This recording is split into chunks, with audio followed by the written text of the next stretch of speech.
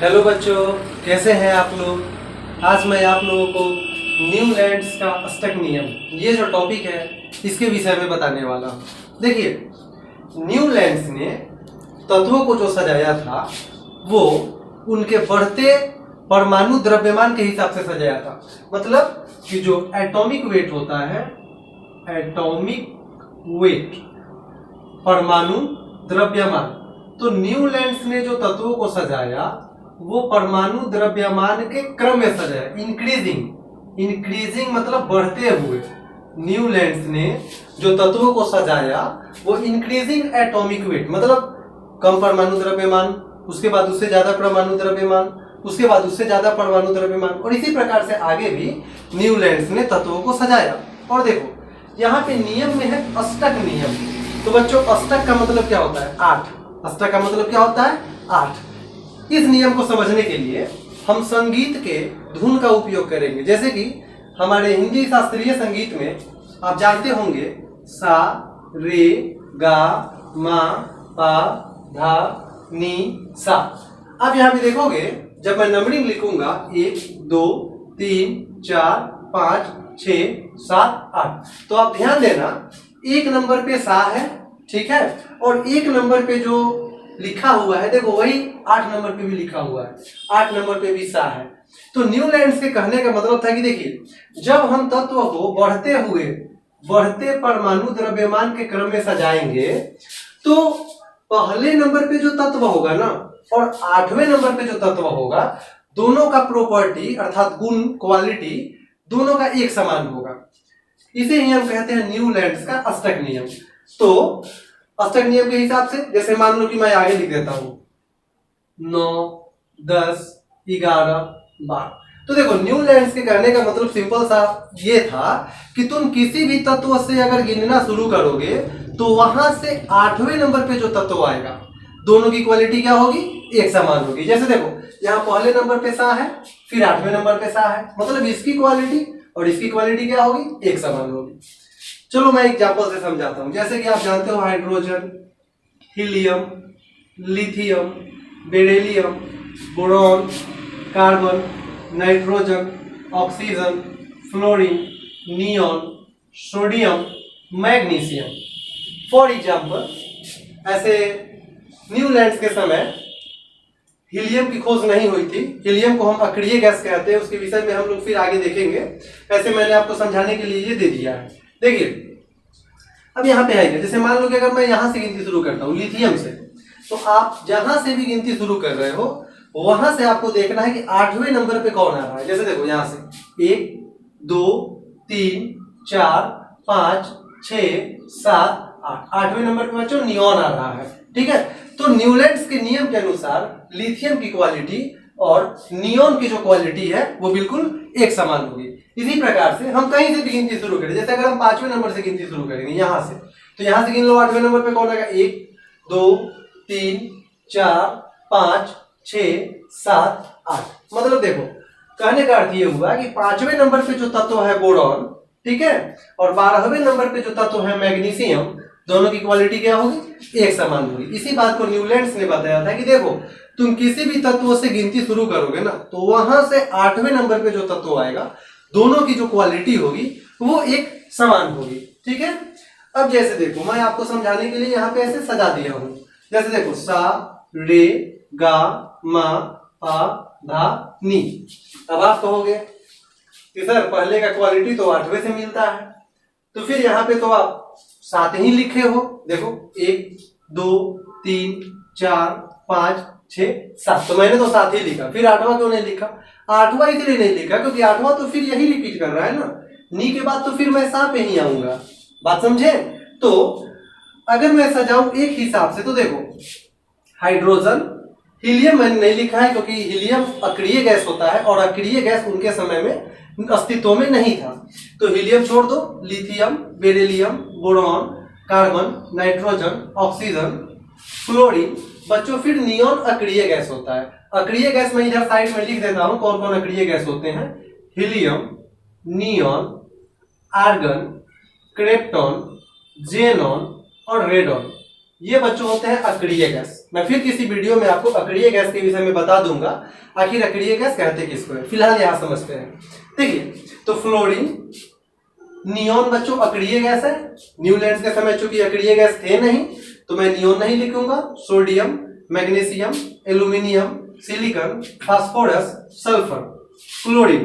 अब क्लोरीन के बाद बच्चों फिर देखो, आर्गन जो है वो अक्रिय गैस है, तो आर्गन तो उनके समय था नहीं तो लिखेंगे नहीं। पोटेशियम, कैल्शियम, बस यहीं तक रुकेंगे बच्चों हम लोग, यहीं तक रुकेंगे कैल्शियम तक। अच्छा, अब मान लो जैसे कि हाइड्रोजन की जो क्वालिटी होगी, ठीक है, हाइड्रोजन की जो क्वालिटी होगी, मैं यहां से अगर गिनूंगा तो देखो 8वें पे कौन आएगा, 1 2 3 4 5 6 7, और फिर देखो 8वें पे फ्लोरीन आ जाएगा।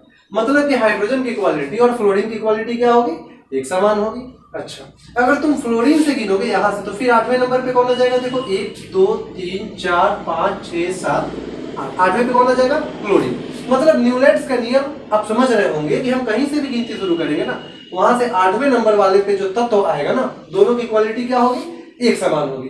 अच्छा चलो, मान लिया कि मैं लिथियम से गिनता हूं, तो देखो यहां से 1 2 3 4 5 6 7 8, मतलब कि लिथियम की क्वालिटी और सोडियम की क्वालिटी क्या होगी, एक समान होगी। उसी प्रकार से सोडियम से आप गिनोगे तो 8वें नंबर पे कौन आ जाएगा, पोटेशियम आ जाएगा। मतलब इन सबकी क्वालिटी क्या होगी, एक समान होगी। अच्छा, अब आप समझ गए होंगे कि अगर मैं यहाँ से बेरिलियम से गिनता हूं तो 8वें नंबर पे बच्चों कौन आ जाएगा, देखो ये मैग्नीशियम आ जाएगा। यहाँ से देखो 1 2 3 4 5 6 7 8, देखो आ गया ना मैग्नीशियम। तो बेरिलियम की क्वालिटी और मैग्नीशियम की क्वालिटी क्या होगी, एक समान होगी। उसी प्रकार से तुम मैग्नीशियम से गिनोगे ना यहाँ से तो 8वें नंबर पे कौन आ जाएगा, कैल्शियम आ जाएगा। मतलब कि देखो बेरिलियम, मैग्नीशियम, कैल्शियम की क्वालिटी, सही बात है, बिल्कुल एक समान है। लिथियम, सोडियम और पोटेशियम की क्वालिटी भी एक समान है। हाइड्रोजन, फ्लोरीन और क्लोरीन की क्वालिटी भी बिल्कुल एक समान है। ऐसे एक बात मैं आपको बता दूं कि हाइड्रोजन का जो स्थान है वर्तमान में अभी भी इसका स्थान जो है अनिश्चित है, ऐसे उसको रख दिया गया है, लेकिन इसका स्थान अभी भी डिसाइड नहीं हुआ है कि प्रॉपर कहां पे होना चाहिए। इसके बारे विषय में हम लोग फिर पीरियोडिक टेबल में डिस्कस करेंगे, अभी रहने देते हैं। देखिए, तो न्यूलैंड्स का जो बच्चों नियम है वो कैल्शियम तक ही सही है, ठीक है। इसके बाद जितने भी धातु है ना, इसके लिए न्यूलैंड्स का जो नियम होता है वो गलत हो जाता है। अब जैसे मान लो अगर मैं यहां से एल्युमिनियम से गिनता हूं यहां से, तो देखो एक, ये तो आपको पता है कि इसके नीचे 8वां ये आएगा। चलो मैं बता देता हूँ, 1 2 3 4 5 6 7 8। तो न्यूलैंड्स के नियम के हिसाब से तो एल्युमिनियम और क्रोमियम का जो क्वालिटी होना चाहिए वो समान होना चाहिए। लेकिन बच्चों कैल्शियम के बाद न्यूलैंड्स का जो नियम होता है ना वो गलत हो जाता है। कैल्शियम के बाद गलत क्यों हो जाता है, तो देखो कैल्शियम के बाद किसी भी तत्व से आप गिनती शुरू करोगे ना तो वहां से 8वें नंबर पे क्वालिटी नहीं मिलता है। किसी का क्वालिटी 9वें नंबर पे मिलेगा, किसी का क्वालिटी वहां से 10वें नंबर पे मिलेगा। तो यहां से न्यूलैंड्स की जो नियम है वो हो जाती है गलत, ठीक है। तो न्यूलैंड्स का नियम बस कहां तक सही है, कैल्शियम तक ही सही है। कैल्शियम क्या है, न्यूलैंड्स के नियम के गलत होने का एक कारण तो आप समझ गए कि देखो कैल्शियम के बाद यदि आप गिनती करोगे ना तो न्यूलैंड्स का जो नियम है वो जैसे यहां से गिनती करेंगे तो यहां से 8वें वाला का क्वालिटी, जैसे यहां से 8वें पे कौन आएगा, इट्रियम आएगा। दोनों की क्वालिटी एक समान नहीं होगी, दोनों की क्वालिटी अलग अलग है। तो यहां से कैल्शियम के बाद जब आप गिनती करोगे तो किसी की 9वें नंबर पे क्वालिटी समान मिलेगी, किसी की 10वें नंबर पे क्वालिटी समान मिलेगी, तब तो बात गलत हो गई। क्योंकि न्यूलैंड्स ने स्पष्ट बताया था कि आप कहीं से भी गिनती शुरू करोगे तो वहां से 8वें नंबर वाले तत्वों की क्वालिटी समान होगी। लेकिन कैल्शियम के बाद तो कोई 9वें नंबर पे समान मिलता था, कोई 10वें नंबर पे समान मिलता था। तो यहां से जो है न्यूलैंड्स जो है उनकी जो नियम थी वो हो गई गलत। अच्छा, अब देखो उनकी नियम के गलत होने का कुछ और भी वजह था। जैसे आप देख रहे हैं कि उन्होंने एक ही वर्ग में यहां पर दो तत्वों को रख दिया है, कोबाल्ट को और निकेल को।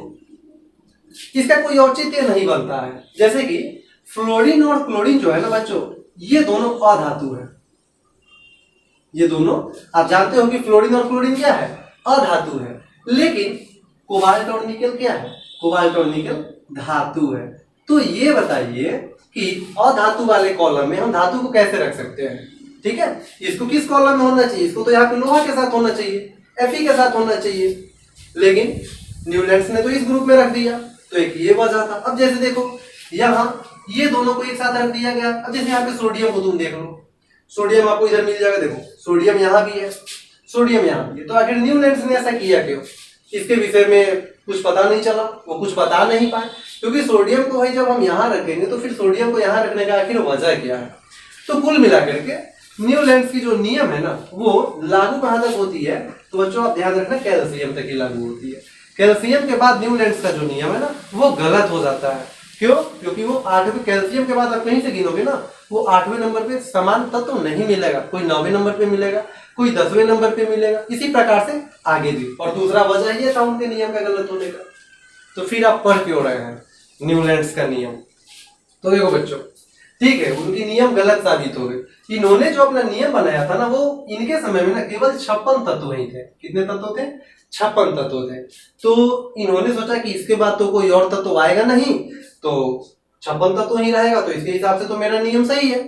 तो इनका ये जो सोच था ना कि मेरे बाद तो कोई खोज होगा ही नहीं, इनका यही सोच जो है ना इनके नियम को गलत साबित कर गया। ठीक है, लेकिन खैर न्यूलैंड्स का अस्टेक नियम आज आप पढ़ चुके हैं, तो इसके पीछे वजह यही है कि इन्होंने कोशिश किया था। इसके पहले आपने पढ़ा था डोब्रेनर का तिर्यक नियम। तो तिर्यक नियम में आपने देखा था कि डोब्रेनर जो है उन्होंने 9 तत्वों के लिए ही अपना नियम दिया था। कितने तत्वों के लिए? 9 तत्वों के लिए ही नियम दिया था। लेकिन भाई कम से कम डोब्रेनर से आगे तो बढ़ाया किसने? न्यूलैंड्स ने। न्यूलैंड्स का देखो कितने के लिए सही था? 1 2 3 4 5 6 7 8 9 10 11 12 13 14 15 16 17। कम से कम ये जो 17 तत्व है यहाँ तक तो न्यूलैंड्स ने अपना नियम सही दिया, कुछ तो आगे प्रोग्रेस हुई। ठीक है, इसीलिए हम न्यूलैंड्स का अस्टेक नियम पढ़ते हैं। अब इसके बाद आए मेंडलीव साहब, वो बहुत चालाक थे। उन्होंने क्या किया कि जैसे न्यूलैंड्स ने बच्चों गलती क्या किया, कंफर्म बता दिया कि 8वें नंबर पे ही आएगा। लेकिन आपने देखा कि कैल्शियम के बाद 9वें नंबर पे कोई मिलने लगा, कोई 10वें नंबर पे मिलने लगा।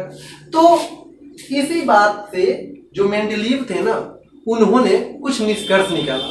तो मेंडलीव के बारे में हम लोग अगले टॉपिक में पढ़ेंगे। और बच्चों ये जो न्यूलैंड्स ने अपना अस्टेक नियम दिया था ये 1865 में दिया था। 1865 में दिया था। ये रहने वाले कहाँ के थे? ये इंग्लैंड के रहने वाले थे। न्यूलैंड्स इंग्लैंड के रहने वाले थे और इन्होंने 1865 में अपना नियम दिया था। ठीक है, तो मुझे उम्मीद है कि न्यूलैंड्स का अस्टेक नियम आप अच्छे से समझ गए होंगे कि इनका नियम क्या था कि आप कहीं से भी गिनती शुरू करो, वहां से 8वें नंबर वाला जो तत्व होगा क्वालिटी समान होगा, लेकिन कहां तक? केवल और केवल कैल्शियम तक। कैल्शियम के बाद इनकी जो नियम है वो हो जाती है गलत। तो मुझे उम्मीद है कि न्यूलैंड्स का अस्टेक नियम आप अच्छे से समझे होंगे। यदि बढ़िया लगा हो तो दबा के लाइक शेयर और सब्सक्राइब करें। जय हिंद।